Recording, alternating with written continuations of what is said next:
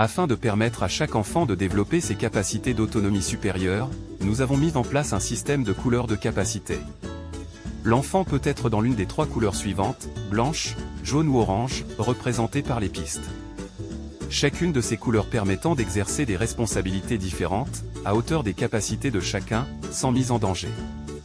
Grâce à ce système, chaque enfant pourra, s'il le souhaite, participer à la vie et à la gestion du centre, seul ou en équipe, en fonction de son rythme et de ses capacités. Ce système a donc pour objectif principal de favoriser le développement personnel de chaque enfant, ceci en lui faisant prendre conscience de ses potentiels. Cela valorise et actualise l'estime de soi, développe l'esprit critique, l'ouverture d'esprit, la tolérance des capacités de l'autre et l'entraide.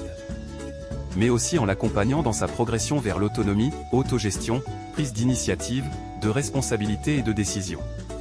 Cette autonomie est examinée au regard de l'enfant et de l'équipe, afin de ne pas donner des responsabilités que l'enfant ne saurait et ne pourrait assumer. L'enfant peut ainsi évoluer d'une couleur à l'autre en fonction de son évolution et de son souhait d'assumer de nouvelles responsabilités. Grâce à ce système, l'enfant joue plus facilement le pluriel et la coéducation. Il évolue dans un cadre structuré, structurant et sécurisant.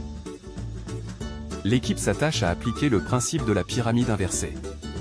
Plus on avance dans le temps, plus la pyramide est large, ce qui veut dire beaucoup d'autonomie, acquise par l'enfant, et de liberté, octroyée par l'animateur. L'enfant ne devient pas autonome brusquement.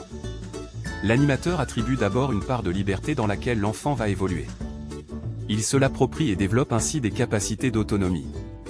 C'est sur la base de ces capacités d'autonomie et de gestion de cette part de liberté par l'enfant, que l'animateur décide d'élargir ou non le champ de liberté, afin de permettre à l'enfant de développer des capacités d'autonomie supérieures.